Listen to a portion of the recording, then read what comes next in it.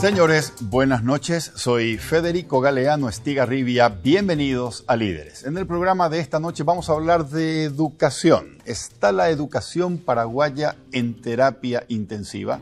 Estos años de pandemia, ¿cómo han afectado, cómo han perjudicado a la calidad de los procesos educativos? Vamos a hablar también acerca del Plan Nacional de Transformación Educativa o polémico Plan de Transformación Educativa. Por un lado, el gobierno sostiene que el plan de transformación educativa es la política de Estado clave o eje para garantizar en el futuro el acceso equitativo de todos los paraguayos a una educación integral y de calidad. Por otro lado, se estigmatiza a dicho plan relacionándolo con intereses globalistas o con temas como por ejemplo la ideología de género. Para hablar de estos temas, el líder invitado en el programa de esta noche es el señor Raúl Gauto, quien fue hasta hace poco presidente de la organización Juntos por la Educación. Como siempre, empezamos el programa agradeciendo a las empresas auspiciantes Banco GNB, Juntos Más Fuertes, y Coexma SRL, creando ambientes corporativos desde 1998. Luego de la presentación del programa, conversamos con el señor Raúl Gauto aquí en Líderes, desde los estudios de ABC TV. Líderes es presentado por Banco GNB, Juntos Más Fuertes. Coexma SRL, creando ambientes corporativos desde 1998. Llegó ABC ePaper. Disfruta de hojear tu diario desde cualquier dispositivo. Ingresa a edicionesabc.com.py, suscríbete y accede a todos los suplementos, revistas y especiales del día. ABC ePaper, tu diario de siempre en tu pantalla. Ya estamos en compañía del señor Raúl Gauto. Buenas noches, Raúl. Muchas gracias por acompañarnos nuevamente en Líderes. Muchas gracias a ustedes y un saludo cordial a la audiencia. Raúl, contame, has sido presidente de la organización Juntos por la Educación. ¿Cuántos años le has dedicado a trabajar en la educación? Bueno, en total ya son unos 12 años, porque primero tuve el honor de acompañar a Víctor Varela, que fue presidente por 4 años. Él es fundador y presidente.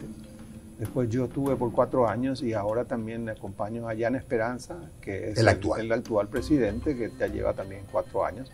Así que venimos bregando en este tema de manera institucional, digamos, por los últimos 12 años. Perfecto. Raúl, te quiero consultar cuál es tu opinión respecto a las expectativas de los jóvenes. ¿Te parece que los jóvenes del Paraguay siguen considerando a la educación como un medio como para poder salir de la pobreza y de las precariedades y para poder progresar en la vida? ¿Sigue siendo para los jóvenes la educación esa palanca para ir mejorando y progresando? Sí, definitivamente sí. Es más, yo diría que uno de los valores que tiene el Paraguay o la población del Paraguay es su gana de estudiar y sus ganas de trabajar. Uno habla con jóvenes en el departamento de Paraguarí, en Cazapá, en el sur de San Pedro, en Presidente Hayes, lugares donde habitualmente trabajo con el tema forestal, que es mi medio de vida. Y yo noto que los muchachos quieren estudiar. Y lo interesante también es que los padres también quieren que estudien. O sea, sigue siendo un valor en el Paraguay el estudiar y a través del estudio pretender una mejora en su estándar de vida, definitivamente. Lo otro que puedo comentarles respondiendo a esa pregunta es también con la Fundación Paraguaya tenemos 3 escuelas agrícolas que son internados. 2 de ellos son en forma, digamos, coed, se llama cuando es varones y mujeres, y uno es solamente de mujeres allá en la reserva en Baracayú. En cada uno de esos hay más o menos 100, 120 estudiantes y todos están estudiando muy bien y todos están comprobando que una educación emprendedora que les habilite a ellos a generar dinero es lo que les interesa. Y entonces, cuando hay una vocación de la institución que les está enseñando y los profesores de ayudarles a ellos a generar dinero, no hay la tal deserción escolar. Entonces, ¿qué quiere decir? Hay modelos más exitosos para, digamos, arraigar a los jóvenes en el proceso educativo, y tenemos que aprender y utilizar esos modelos exitosos que ya llevan 20 años de ejecución. Cierto. Y entonces aprovechemos. O sea que respondo a tu pregunta concretamente, sí, los jóvenes encuentran en la educación todavía una forma de escalar socialmente y escalar económicamente. Qué interesante y qué esperanzador lo que me estás comentando. Vos seguramente sabrás quién es si te menciono el nombre de un científico y neurólogo argentino que se llama Facundo Manes. Sí, lo escuché hablar de él. Sí. Y Facundo Manes hace poco en televisión argentina estaba hablando respecto a un estudio, a un sondeo que se realizó en el interior de la Argentina con jóvenes que están viviendo dentro o por debajo, mejor dicho, del nivel de pobreza. Y se le preguntaba a los jóvenes, ¿cuáles crees vos que son las alternativas para que vos en el futuro puedas progresar? Comentaba él que las 3 alternativas más mencionadas por los jóvenes eran, en primer lugar, ser jugador de fútbol, en segundo lugar, dedicarse a la política, corrupción, y en tercer lugar, el narcotráfico. Estudiar para salir adelante figuraba en cuarto lugar. Habla eso de una sociedad bien complicada en términos de esperanza. Por eso es positiva tu respuesta. Justamente, yo lo hago justamente en el contraste de eso que estás comentando. He visto y sentido que hay otros países donde la educación ya no es la forma de salir adelante, lastimosamente. Por eso yo digo, Paraguay es una joya, su población es una joya, tenemos que cuidarlos, tenemos que apoyarlos, ¿verdad? Pero tenemos que dejar que ellos hagan la transformación. No pretender nosotros, a través de nuestra oferta, hacer la transformación o creer que nosotros vamos a desarrollar a la gente. La gente se desarrolla por sí misma, pero nosotros tenemos que generar las condiciones para que ellos lo puedan hacer. Ese es el sueño que realmente buscamos en los ambientes donde estoy trabajando. Raúl, definime educación emprendedora, porque me hablaste de estos internados y me hablabas de la educación emprendedora que los motiva y que permite que no haya deserción. Educación emprendedora. Bueno, en primer lugar, quiero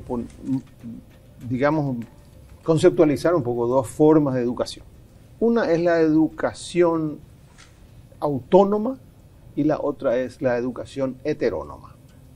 ¿Qué quiere decir eso? La educación heterónoma es aquella que te dice o te prepara para que vos hagas lo que otro te va a decir. Es decir, que te prepara para que vos sigas instrucciones. Esa es la educación. Y esa es la gran parte de la educación heterónoma. Viene de heterónoma, de otra persona. De una persona. Para que yo sea un funcionario. Sí, o que sigas instrucciones, o que sigas el mandato de un patrón, de algún tipo.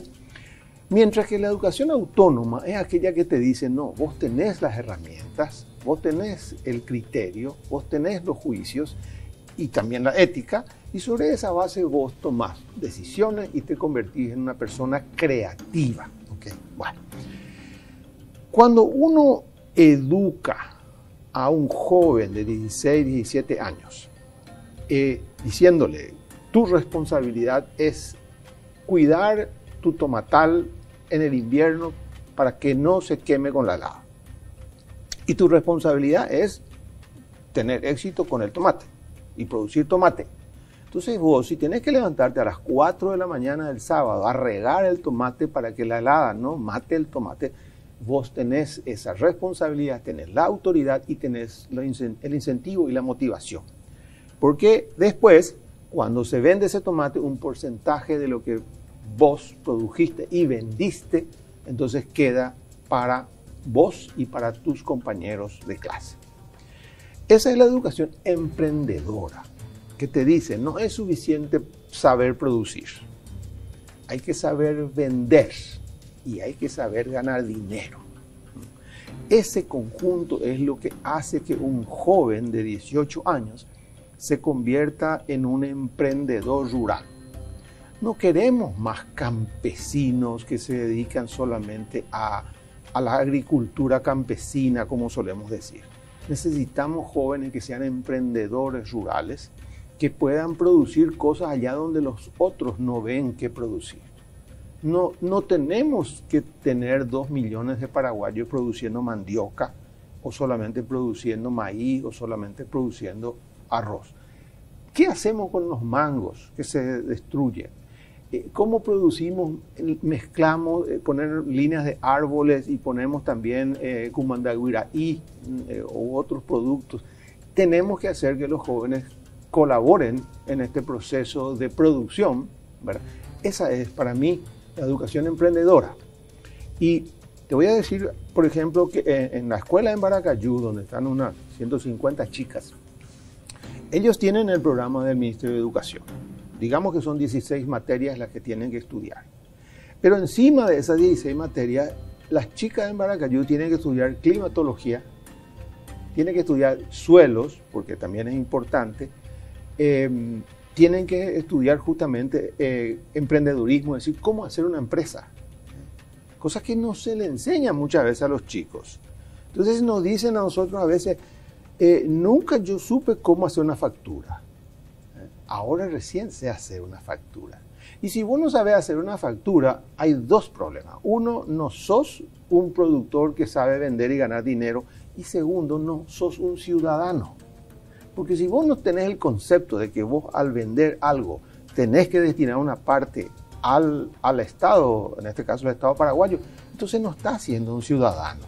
Vos sos parte del sistema informal y quieras o no, sos también un poco parte del problema. Raúl, en estos conceptos de educación emprendedora, la carga horaria debe ser entonces bastante más alta porque tenés todas las asignaturas y cargas horarias propias del sistema educativo nacional, Ministerio de Educación, y a eso le sumás todo esto de emprendedurismo, sí.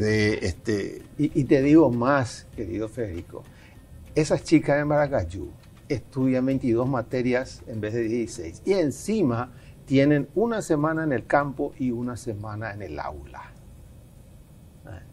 Entonces, esta gente no solamente está en el sistema cognitivo formal aprendiendo las disciplinas, sino que también tienen que ejecutarlas en el campo. Correcto. Entonces, ¿y por qué yo te decía al inicio, los jóvenes todavía quieren estudiar? Y porque estudian. Y se levantan a las 6 de la mañana y hacen las cosas y desayunan y se van a las aulas y el otro grupo, porque se separan en grupos, el otro grupo se va al campo, se va a ordeñar las vacas o se va a ver los cerdos o se va a ver el vivero de plantas, ¿verdad? Y las otras están en aula y después se cruzan la semana siguiente. Y estudian desde las 6 de la mañana hasta las 6 de la tarde y se divierten como locas. Es un ambiente hermoso, de mucha alegría, de mucho entusiasmo. Por ejemplo, hay un hotel, el hotel, ellas son las guías de turismo para los visitantes en la reserva en Baracayú. Ni una queja, nadie. Todo el mundo feliz, comen bien. Durante la pandemia tuvieron que volver a sus casas y los padres nos llamaban a decir, ¿por qué no abren otra vez la escuela? Porque mi hija comía mejor en la escuela que en casa. Imagínate qué impacto tiene eso. Correcto. Pero entonces lo que quiero volver al punto inicial de tu pregunta. A los jóvenes les gusta estudiar, les gusta que se les tome en cuenta, les gusta que se les respete y que ellos sean productores de su propio cambio. Correcto.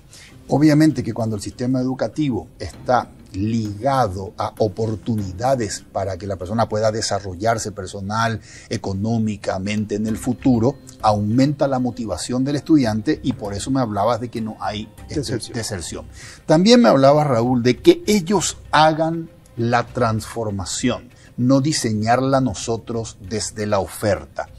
Estas jóvenes o estos jóvenes que trabajan con ustedes, cuando se dan cuenta que aprender a cuidar mi plantación para protegerla de las heladas, aprender a sacar los números de cuándo es rentable, aprender a facturar, obviamente que se dan cuenta que todo ese aprendizaje les es útil en el día a día. ¿Qué critican cuando se le dice vamos a estudiar historia? ¿Qué critican cuando se le dicen tenemos que estudiar ciencias? ¿Qué le critican a ustedes con respecto a ¿y esto para qué me va a servir? No, yo no escucho críticas. Yo creo que la gente entiende el valor de la historia, el valor de la geografía, el valor de las matemáticas, ¿verdad? Y ahí otra vez, ahí ya entramos a la dimensión de cómo son los profesores que son capaces de explicarle al alumno como un ser adulto de para qué sirve la geografía, de que para qué sirve la matemática, de para qué sirve la historia. Hay que enseñar historia diciendo, mire, no aprendemos historia primero para no cometer los mismos errores.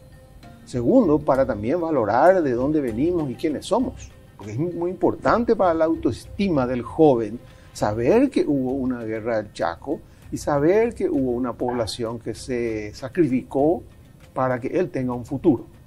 Entonces, yo no escucho críticas al respecto de eso. Lo que sí podría decir es que tenemos que ir balanceando. Mucha de la geografía se puede tomar directamente del celular. Ya el 80% de los jóvenes, si no es más, todos tienen celulares y perfectamente pueden entrar y saber dónde quedan los montes Urales, dónde queda el pico más alto del mundo o dónde queda el mar Caspio. Eso ya no es necesario ni memorizar, ni aprenderse todo como aprendíamos nosotros, ¿verdad? Todos los ríos de Europa, todos los ríos de África. Y sí darnos cuenta que lo que tenemos que empezar a darle más tiempo es a las ciencias del ser. Tenemos que enseñarle a ese chico o a esa chica que él o ella va a vivir en un mundo intercultural. Él ya va a tener que interactuar con un brasilero, va a tener que interactuar con un alemán que quiere venir y comprarle su tomate, ¿verdad? Y tiene que saber que el alemán piensa de una manera distinta. Hay que saberle explicar de que tu cultura no es la única del mundo, que vos vas a vivir con otras culturas y hay que abrazar la diversidad cultural. Eso hay que enseñar a los jóvenes. Okay. Para que no haya la xenofobia, para que nadie nos venga a decir, no, todos estos tipos que vienen y ocupan todo nuestro... No, acá hay que abrazar la cultura, la tecnología que nos traen de otros países. Hay que abrazar y hay que creer en la diversidad cultural. ¿Qué le dirías a un joven que se acerca y te dice, tío o señor, quiero saber para qué yo tengo que conocer que pi es igual a 3,14? Bueno, voy a usar un ejemplo que es típico de lo forestal, ¿verdad? El 3,14 es sumamente importante para saber qué tamaño y qué volumen tiene el árbol que vos estás produciendo. Porque a mí me van a comprar el árbol por metro cúbico. Tengo que saber cuántos metros cúbicos estoy creando o criando cada año. Okay. Y de acuerdo a eso, entonces voy a saber si voy a ganar o no dentro de 10 años. Entonces el 3,14 es útil. Es que hay que saber explicarle al joven para qué es útil. Así como yo te acabo de decir un ejemplo concreto. A veces va a ser más útil para otro tipo de actividades, para diseñar un estadio de fútbol. Si vos necesitas que sea algo, sea circular, necesitas el 3,14. Correcto. Raúl, como tantas otras cosas en nuestro país, la educación es como un vaso cargado hasta la mitad, en donde tiene la mitad cargada y la otra mitad vacía. Quiero preguntarte sobre ambas mitades, pero empezando con lo positivo, la mitad que ya está llena del vaso. ¿Cuáles son desde aquella famosa reforma educativa del 90, de los 90 a 93 más o menos, hasta hoy, han pasado casi 30 años, los indicadores positivos en la educación paraguaya hoy, aquello que podríamos decir, fíjate cómo hemos mejorado en esto. Te voy a comenzar con un ejemplo. Aquel que compra vacas se fija en los huesos de la vaca.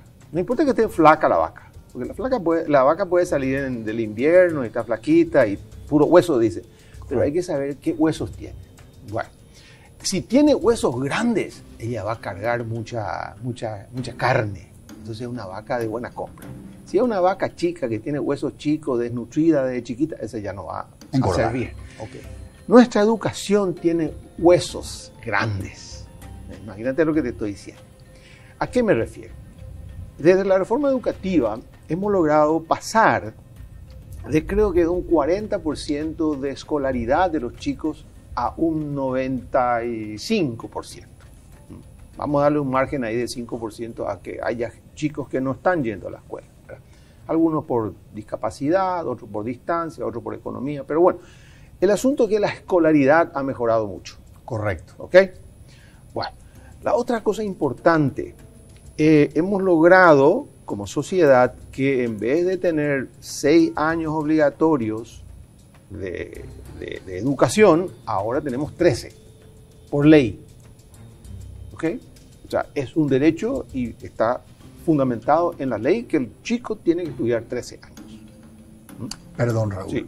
Estamos hablando de la educación escolar básica más la educación media. Sí, todo eso es obligatorio. Y la obligatoriedad es hasta el bachillerato. Sí, señor. Sí, señor. Es obligatoriedad. Pensé que pasábamos de 6 a 9. No, pasamos ya a 13. A 13. Sí.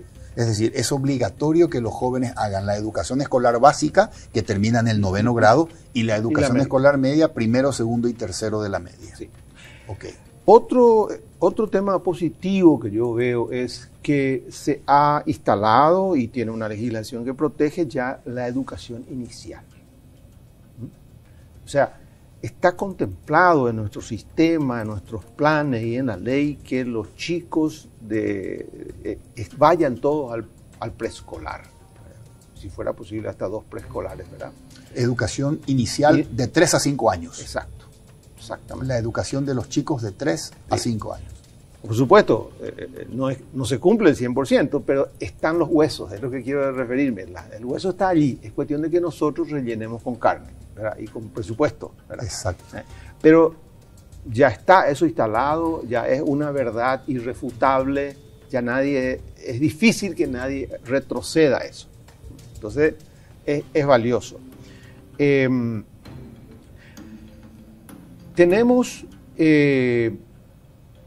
Tenemos un cuadro de maestros que puede ser imperfecto, pero tenemos maestros. Tenemos maestros. Es cuestión de mejorar lo que tenemos, ¿verdad? Pero tenemos. Y son los aspectos positivos. Por eso yo me refiero a que tenemos los huesos. Tenemos una duplicación del presupuesto en los últimos 25 años. Pasamos de 500 millones de dólares a 1.050 millones de dólares al presupuesto 2022. Correcto. Entonces, vos me preguntás cuáles son los aspectos positivos y yo te respondo, estos son los positivos que yo veo y que permiten una planificación y una acción, ¿verdad?, para llegar a una educación en cantidad y en calidad adecuada a los tiempos que Paraguay tiene que vivir. Perfecto. Te resumo rápidamente lo que me dijiste. En primer lugar, el primer punto positivo de nuestro proceso educativo en los últimos 25 años es el acceso a la educación, lo que vos denominaste la escolaridad. Mencionabas que 4 de cada 10 chicos en Paraguay accedían antes, hace 25 años atrás, a la escuela y ahora estamos con un 95%. Después vamos a hablar de cuántos terminan, pero por lo menos tener la oportunidad de llegar a la escuela, ahora estamos con un 95%. La educación escolar básica obligatoria, 13 años de educación escolar básica obligatoria. La instalar la importancia de la educación inicial, es decir, la educación de los niños que tienen entre 3 a 5 años, el cuadro de maestros y por último la duplicación del presupuesto en educación que pasó de 500 millones de dólares a 1.050 millones de dólares, es decir, se ha duplicado. Y también debo decir que hay unos 5.000 edificios educativos. Correcto. Que algunos estarán con algún problema de techo, qué sé yo, pero yo estoy viajando mucho al interior, Federico, y veo, hay hermosas instalaciones. O sea, a veces, como bien dijiste, nos dedicamos mucho a ver el vaso medio vacío, cuando que hay mucho vaso medio lleno. Ok. Hermosas instalaciones. Me gusta a veces que veo que el Ministerio de Educación, el Ministerio de Obras Públicas va poniendo estos lomos de burro antes de llegar, ¿verdad? Y eso te permite, ver. Segundo, disminuir la velocidad para apreciar. Exactamente. Y honradamente te digo, me siento muy bien muchas veces y digo, qué linda escuela. Y no solamente lindo en la construcción, sino tiene buenos jardines, se nota que hay una directora o un director que le interesa la estética de la escuela. O sea, bien. Hay un porcentaje importante de escuelas que valen la pena visitar. Correcto. Raúl, pasemos ahora a que me detalles las características del vaso que está vacío. Hay una mitad del vaso que todavía está vacía y que son los aspectos negativos o aquellos temas en los cuales los indicadores están mostrando señales de alarma. ¿Cuáles son los principales temas en donde tenemos que preocuparnos o ponernos en emergencia en cuanto a educación? Bueno, acá tenemos que separar dos cosas, Federico. Uno, lo que es pertinente a la educación, y lo otro son las condiciones, digamos, que generan procesos educativos, ¿verdad? Obviamente, cuando en el 95 se hizo la reforma educativa y se decidió apostar por el acceso a la educación, no se tuvo en cuenta la necesidad primero de formar los maestros, ¿verdad? Entonces empezamos a meter cada año 100.000 nuevos chicos al sistema escolar. Ok. ¿Verdad? Y metimos en 10 años 1 millón de chicos a los 600.000 que estaban. O sea, más que duplicamos. No teníamos los maestros, no habíamos dedicado el tiempo para formar los maestros. Entonces, ¿qué ocurrió? Recurrimos a lo que había. Y literalmente, en muchos lugares, en el interior, el carnicero que hablaba más o menos español se volvió el profesor de primer grado. El mecánico que estaba haciendo un buen trabajo y por alguna razón estuvo en Buenos Aires y hablaba un español más o menos más elevado que el resto de la compañía donde estamos hablando, también se volvió profesor. Entonces, hoy tenemos el resultado de por lo menos 20 años de una educación hecha por gente que no estaba preparada. Muchos de ellos no tenían la vocación y más bien entraron por un sistema político. Entonces, tenemos problemas con los maestros. Los pocos que antes accedían a la educación tenían una educación de una calidad elevada. Los muchos que hoy acceden ya no tienen una educación de calidad elevada. Así mismo. Se ganó en lo cuantitativo acceso y se perdió en la calidad. Sí, señor. Es correcto. Entonces, ese es un problema. Eso gatilla una serie de problemas. Lo que hablaba de la educación heterónoma versus la autónoma. Una persona, voy a usar un ejemplo de un mecánico, sin querer denostar a un mecánico, porque son personas muy útiles a la sociedad, pero un mecánico tiene una tendencia mayor a ordenar a un niño, esto es lo que tenés que aprender. Y así se hacen las cosas, ¿verdad? Y si yo ya lo dije, ya está, ¿verdad? Entonces, ese chico, hoy día le damos un tractor para que vaya a trabajar. y toma el tractor y va y se pone en la cabecera de donde tiene que trabajar y espera instrucciones. Entonces vos otra vez tenés que ir a decirle, dale, metele, acelerá, pero porque él no tiene la iniciativa, no fue entrenado, no fue desafiado, ni siquiera a cometer errores. Porque un proceso importante de la educación es cometer errores. Un proceso importante de Sí, la señor. educación es Cometer errores. Claro. Permitirles Eso. a los jóvenes que cometan errores. Sí, señor. Ok. Sí, señor. Hay que alentarlos, cometan errores a menudo, pequeños y baratos. Ese tiene que ser el proceso educativo. Yo me acuerdo de un suizo que me decía, Raúl, quiero que era mi jefe, era mi mentor, me decía, Raúl, quiero que entendamos bien. Yo voy a hacer una gerencia correctiva contigo, no una gerencia preventiva. Y dije, ¿en qué consiste la gerencia preventiva? Y que me preguntes todo lo que vas a hacer, y entonces no te vas a equivocar nunca, y yo voy a perder un montón de tiempo contigo. No, yo quiero hacer gerencia correctiva, voy a venir cada 3 meses, cada 6 meses, vamos a ver las cosas que hiciste, y aquello que se puede mejorar, vamos a mejorar. Pero el resto del tiempo ocupate vos, yo no voy a hacer tu trabajo. Lo mismo tenemos que decir al joven. Vayan, hagan un ensayo, escriban, busquen en internet y después corregimos juntos, pero hagan. Entonces, educación autónoma versus heterónoma. Correcto. Una gerencia de la educación correctiva y no preventiva, para que ese joven tenga realmente... Este tema que me comentaste, que la necesidad de generar mayor acceso, hizo que tomemos a gente para que asuma el papel de docente que no tenía el nivel, muchas veces dijiste, ni siquiera la vocación para poder ser un educador de calidad. Entonces lo que ganamos en cantidad perdimos en calidad.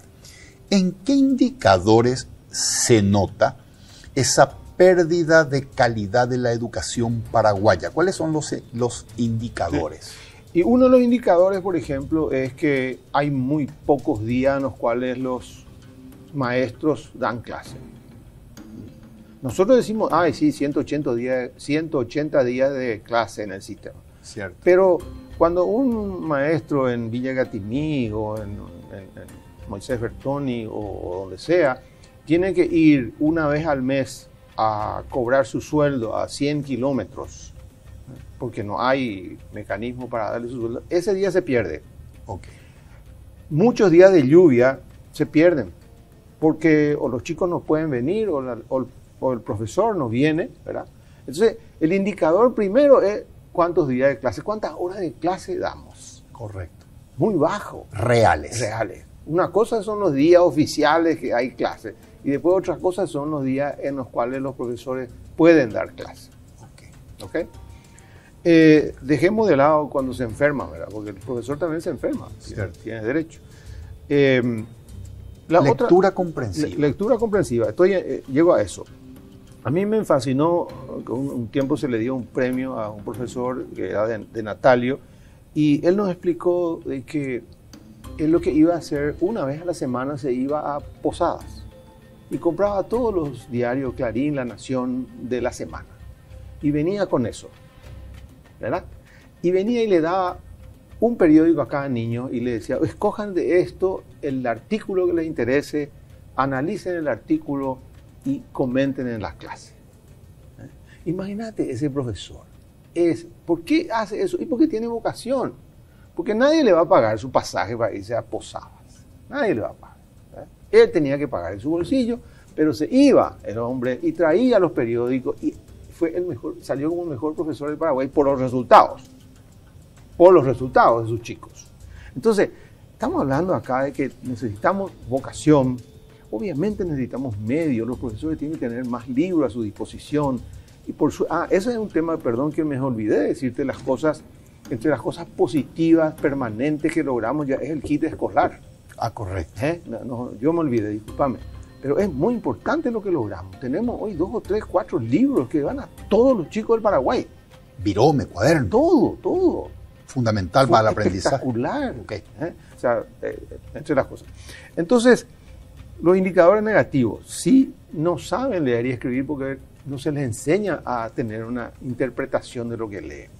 Se les enseña a leer y a escribir así, mamá ama al pato, ese tipo de cosas. El tipo puede incluso entender o leer, pero no entiende lo que lee, porque se complica un poquitito con que qué sé yo, alguna planta rara se descubrió, no entiende de qué se trata. Se ve que el Hubble, el telescopio está descubriendo nuevas cosas, no entiende. Que hay un nuevo Mercosur y que hay que generar más productos para vender a Brasil, no se entiende. Raúl, alumnos de noveno, antes era tercer curso, ¿verdad? El básico, hoy es noveno, de la educación escolar básica, que tienen 15 años. ¿Qué porcentaje de ellos comprende lo que lee? Lastimosamente muy bajo porcentaje, yo diría que 20%. Por las pruebas PISA que se hicieron y las otras pruebas internacionales que hacemos, estamos en los percentiles más bajos de comprensión. Correcto. Ahora, yo acá tengo que poner un poco y decir, bueno, ¿cómo podemos hacer para que la tecnología ayude en ese tema de la comprensión, verdad? Porque ya nosotros tenemos que pegar saltos casi cuánticos, porque no podemos ir en progresión aritmética si queremos adecuarnos al mundo.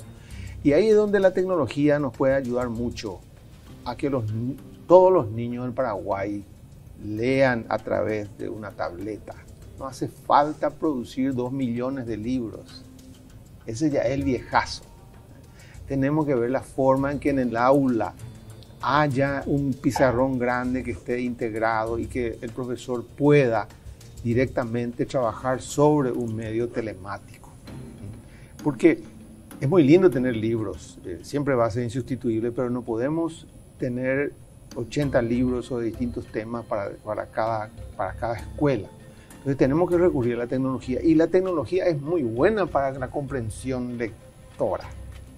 Porque incluso cuando vos tenés una palabra que te parece raro, vos haces un clic en la palabra y te expande, y te explica, y te da vocabulario, y te da ejemplos. O sea, nosotros tenemos que dedicarnos a traer la tecnología, pero con todo. Y tenemos que, si hace falta, hacer un concurso internacional de las mejores ideas para el Paraguay. Te cuento lo que hizo el país de Georgia, que era parte de la Unión Soviética. Ellos literalmente hicieron un pedido a toda la Unión Europea y le dijeron: todos los profesores de España, de Inglaterra, que quieran venir acá, le vamos a dar un sueldo, le vamos a poner casa, le vamos a poder dar comida, que vengan, y sus niños van a entrar a la escuela. Porque necesitamos la ayuda del mundo para esto. Nosotros no tenemos todas las herramientas. No digo sustituir los profesores, digo traer complementos de gente que sepa tenga otras habilidades y que pueda aprovechar la tecnología para que los mismos profesores que tengamos puedan hacer una labor más eficiente. Esa es mi forma de ver el mundo, pero para eso necesitamos realmente que coincidamos como sociedad, que tenemos que dedicarle a la educación lo que la educación necesita. Correcto. Seguimos hablando de nuestro vaso medio lleno y nuestro vaso medio vacío. Y quiero preguntarte si los índices de deserción escolar, qué cantidad de alumnos que empieza la educación escolar básica la termina, y qué cantidad de alumnos termina la educación media, si eso está dentro del lado medio vacío del vaso. Definitivamente. Ahora, yo ahí quiero tal vez un poco poner un poco de atención a la palabra deserción. Yo no le quiero llamar deserción, porque esa es una actitud de uno, ¿verdad?, de desertar. Yo creo que lo que nosotros estamos haciendo es una expulsión. No, el chico no está desertando, nosotros lo estamos expulsando. ¿Por qué, Raúl? Porque no hacemos lo que tenemos que hacer. No le educamos al chico, no le alentamos al chico, no le entusiasmamos al chico, no le preparamos. Él tiene 15, 16 años, necesita tener un poco de dinero, necesita tener el saldo de su celular, él quiere tener una novia, le quiere regalar una flor. Él tiene necesidades fuertes, ¿verdad?, de su biología, de su estado emocional, de su adolescencia. Si nosotros le aburrimos solamente con geografía y él no ve forma de ganar dinero, no ve la manera de que eso le va a hacer llegar a algún lugar, va a sentir la expulsión. Yo trato de ponernos la responsabilidad. Mi padre siempre me dijo, no hay trabajo mal hecho, sino trabajo mal supervisado.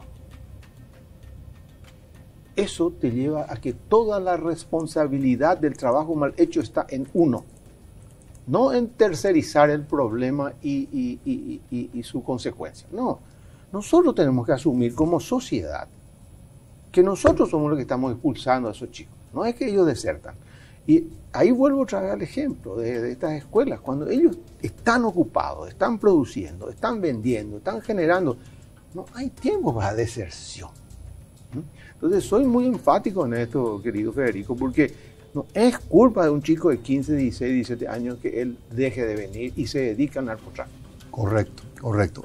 Antes me hablabas de aburrir y entiendo ahora que ese tema de aburrir es una responsabilidad desde la oferta. Sí, señor. Sí, señor. Correcto. Raúl, me contabas que nuestro presupuesto de educación hoy está en 1.050 millones de dólares para el año 2022, que vendría a ser el doble de lo que era hace 2 décadas atrás, 500 millones de dólares. Raúl, sin embargo, seguimos teniendo estos problemas en cuanto a la calidad de la educación, la calidad docente, la calidad de la educación o del aprendizaje en términos de bajos niveles de rendimiento en matemáticas, en términos de comprensión de la lectura y la tasa de expulsión, tomando tus palabras. Entonces mucha gente dice, ¿para qué entonces hemos duplicado el presupuesto? La pregunta es, ¿gastamos más, pero también gastamos mal? ¿O el presupuesto se duplicó para generar inclusión en términos de escolaridad y no alcanza para trabajar también calidad? Como todas las cosas, es todo lo que dijiste. Nosotros aumentamos ciertamente el presupuesto y hay que reconocer que mediante ese aumento de presupuesto tenemos más escuelas. Tenemos más escuelas que hace 20 años.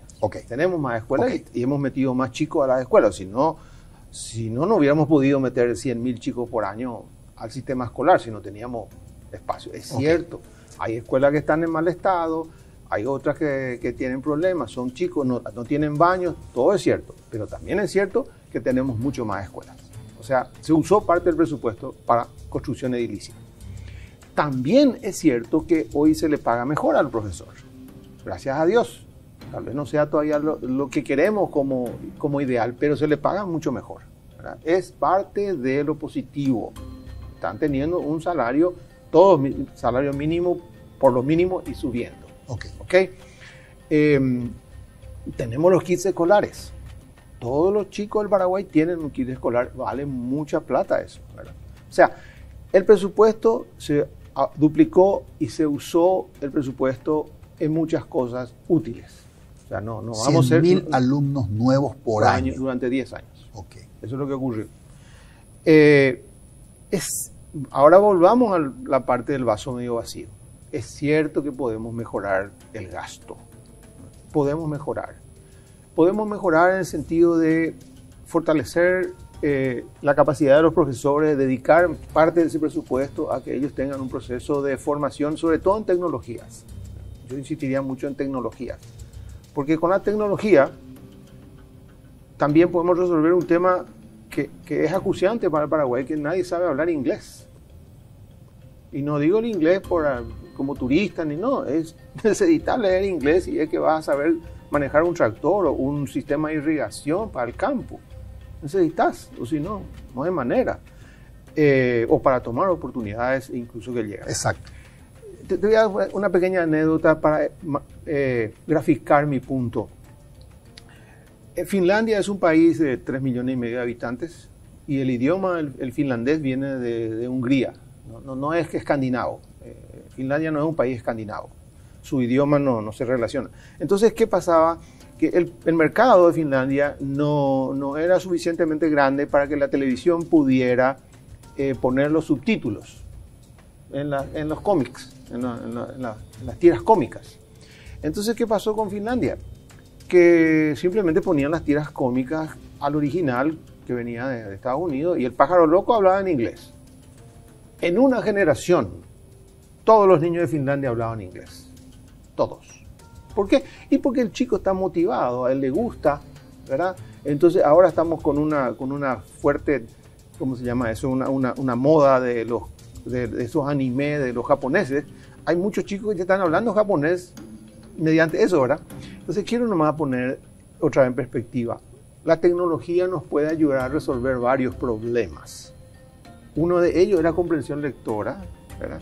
A escribir, pero también de paso nos va a traer otras cosas importantes, como lo que estoy hablando del inglés. Del inglés, exactamente. Sigo con tu pregunta. El presupuesto es, obviamente, el manejo del presupuesto necesariamente debe ser mejorado. ¿Por qué? Porque de 1.050 millones tenemos que pasar a 3.500 millones. Ese es el desafío del Paraguay, ¿verdad? Si queremos más pasar, que triplicar. Sí, es triplicar. Pero te voy a hacer otra anécdota que me pareció interesante. La UNICEF hizo una encuesta sobre la educación y las empresas del Paraguay. Descubrieron que el 75% de las empresas del Paraguay hacen algún tipo de inversión en educación.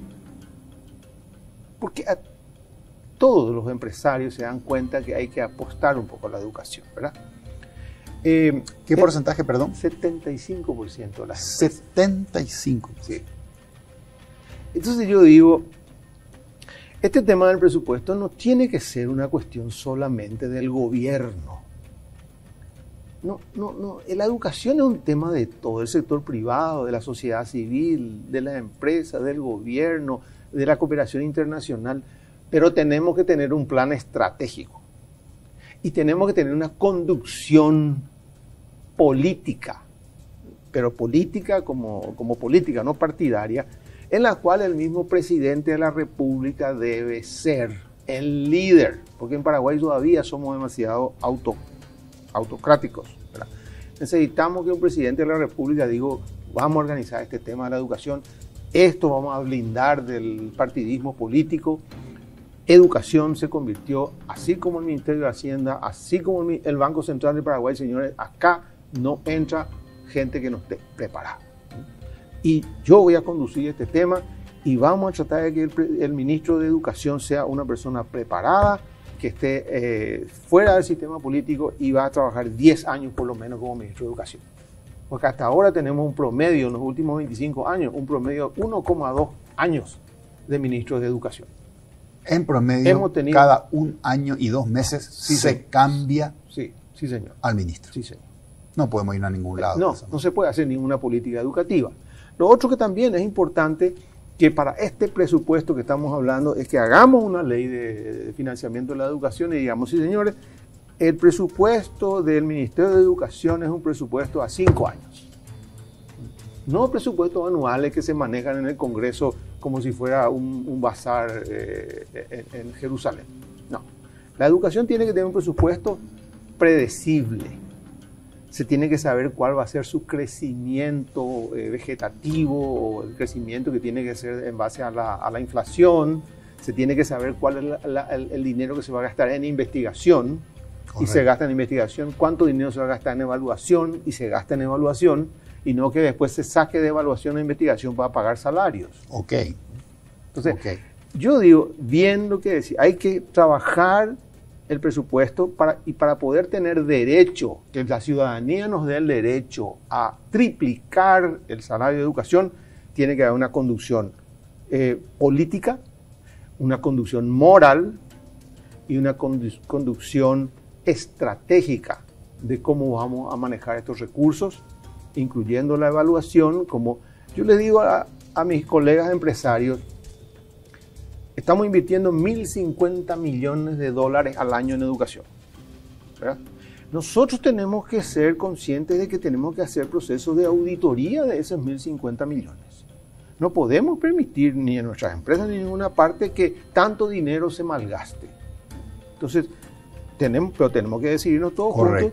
Y yo te digo unas cosas, Federico, si es que hay una conducción política y una conducción moral del proceso educativo, el sector privado va a colaborar probablemente hasta con la mitad de ese incremento presupuestario que estamos hablando. Justo te iba a preguntar, porque según el ministerio se planea llegar a esa inversión de 3.500 millones de dólares al año, lo cual es 3 veces lo que hoy se gasta para el año 2040. Y hay es decir, 18 años. Y hay una calendarización en cuanto a cuánto es lo que se tiene que invertir todos los años hasta llegar a poco más de 3.500, 3.700, estamos hablando de 3.750 millones de dólares para el año 2040. Y dice, el año 2023 deberíamos invertir 1.830 millones de dólares. Es decir, estamos hablando de 800 millones de dólares más que este año. Para el año 2025, es decir, dentro de 3 años, la inversión tiene que ser de 2.450 millones de dólares, casi 2.500. Para el año 2030, dentro de 8 años, la inversión debe ser 3.000 millones de dólares. Y 10 años después, en el año 2040, la inversión tiene que ser de 3.747 millones de dólares. Esa es una planificación de 18 años, 3 periodos presidenciales y un trienio de 3 años después. ¿Esto es factible? Sí, claro que es factible, por supuesto. Yo soy un empresario y si me dicen a mí que la educación de ese joven que yo voy a contratar como tractorista o como especialista en informática en el campo para ver con satélites cómo van creciendo los árboles, yo si tengo una persona con esa tecnología estoy dispuesto a los próximos 10 o 15 años yo también a invertir en la educación de esa gente. Ese es el tema que acá hay que entender. No es que el Estado paraguayo va a invertir 3.500 millones. Esos son, primero, son impuestos de nosotros, los ciudadanos. Exacto. Segundo, si hay una conducción política, si hay un plan estratégico, si hay una conducción moral, si se blinda de la politiquería barata, el Ministerio de Educación, todos nosotros vamos a empezar a aportar para la educación, apadrinando una escuela, comprando una computadora. Mucha gente que ya lo está haciendo, pero hay que hacerlo dentro de un sistema, de un plan estratégico de la educación de Paraguay. Correcto. Nuestra inversión de 1.050 millones de dólares es la inversión del Estado, pero hay una inversión en 75% de las empresas que ya está apoyando. Que está apoyando y no se cuenta dentro de esos 1.050 millones. Y no se cuenta. No se está contando. Exactamente. Pero para llegar a los 3.700 millones que vos decís, se podría contar lo que el sector privado ya está aportando y alentar al sector privado a través de diferentes mecanismos a que aporte más. Correcto, correcto. Fundamental, como dijiste, el liderazgo político. Absolutamente. Raúl, Plan Nacional de Transformación Educativa, que hasta hace poco se llamaba 2030 y ahora desde septiembre se llama 2040. Según el gobierno del presidente Mario Abdo, el Plan Nacional de Transformación Educativa es la política de Estado clave para garantizar a todos los paraguayos un acceso con equidad a una educación integral y de calidad. Es decir, es la política de Estado clave. Pero en las últimas semanas se ha estigmatizado mucho a dicho plan, se lo ha vinculado con intereses globalistas y con ciertos temas, por ejemplo, ideología de género que se quiere meter en nuestros chicos a partir del Plan Nacional de Transformación Educativa. ¿Qué hay de cierto en todo eso? Bueno, hay muchas cosas que se confluyen. Yo diría, una de las cosas importantes es que el plan de transformación educativa fue absorbido por una campaña electoral. Entonces, vuelvo a traer el tema de la falta de conducción política clara y falta de conducción moral. Porque al final lo que se está haciendo es que se está usando el Plan Nacional de Transformación Educativa como una herramienta electoral. Algunos están, digamos, acusando de que eso se está utilizando para ciertas cosas y que se mete supuestamente ideologización y todo eso, pero en el fondo lo que es una campaña electoral. Para ganar notoriedad. Sí, para ganar votos. Para ganar votos. Ahora, debo coincidir o conceder que no se hizo bien las cosas para un plan nacional de transformación educativa. Es decir, no se hizo todo lo bien que podía hacer, porque no hubo seguramente un proceso de comunicación más clara, más transparente. Yo recuerdo y debo decir, el proceso inicial, yo creo que fue pobremente conducido. Entonces mucha gente se sintió excluida. Y como dice el gran amigo Bernardo Toro, la única ley que el ser humano respeta es la ley que él le ayudó a construir. El único plan de transformación educativa que nosotros vamos a respetar y vamos a obedecer va a ser aquel que nosotros ayudamos a construir. Si hay grupos grandes que se sienten excluidos, inmediatamente se siente amenazado. Porque cree que es otro grupo el que le quiere imponer cosas. Y pone palo en la rueda. Absolutamente. Entonces, yo creo que es sano lo que se está haciendo en este momento de ponerle paños tibios y esperar que venga un nuevo gobierno, que se reinicie el proceso, depende de donde sea, pero que se haga más participativo, que se sienta que esto no es en contra de nadie, que acá no se va a meter cosas satánicas, como dicen algunos, lo cual es completamente equivocado, porque no es cierto. No está dentro del plan. No está nada en el plan. Yo leí el plan de arriba abajo. El plan es un plan genérico, muy amplio, donde no entra ningún detalle de ningún tipo. Por supuesto, si uno quiere leer lo que quiere leer, va a leer lo que quiere leer. Ok. Pero el plan de transformación educativa es un plan genérico. Es lo mismo que estamos hablando vos y yo ahora. Correcto. De cómo vamos a hacer para meter tecnología, de cómo vamos a hacer para aumentar el presupuesto, de cómo vamos a mejorar los edificios, de cómo vamos a sustituir a la gran cantidad de docentes que se va a jubilar dentro de poco. Esa es la gran oportunidad que tenemos, porque muchos de esos docentes que, como dije, eran mecánicos o eran carniceros y que vinieron a hacer la patriada, ¿verdad? Ellos van a jubilarse. Y nuestra oportunidad es decir, bueno, ¿cómo vamos a hacer para que esos 20, 30, 40 mil maestros que van a entrar ya entren en una nueva dinámica? Entonces, esas son las cosas generales que dice el Plan Nacional de Transformación Educativa. No entran los detalles específicos y mucho menos a decir a los chicos se les va a enseñar esto. No, eso no es correcto y creo que se está polarizando innecesariamente algo que es de todos, que es el proceso educativo. Y bueno, está bien, que se pare en este momento electoral y que lo reasumamos una vez que se haya resuelto el tema político.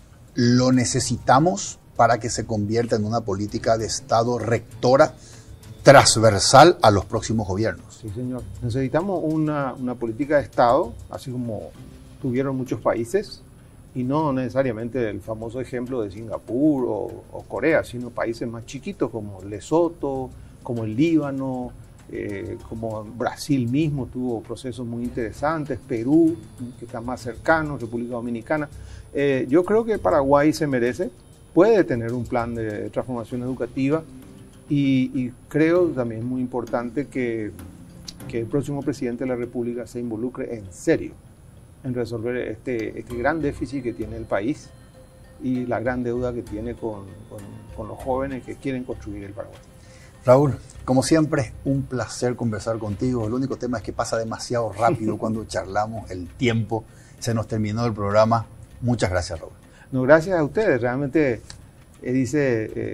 yo aprendo mucho también con estos procesos, así que, bueno, y seguimos trabajando en favor de los jóvenes del Paraguay. Soy Federico Galeano Estigarribia. Esto fue Líderes. Muchas gracias. Líderes fue presentado por Banco GNB. Juntos más fuertes. Coexma SRL, creando ambientes corporativos desde 1998.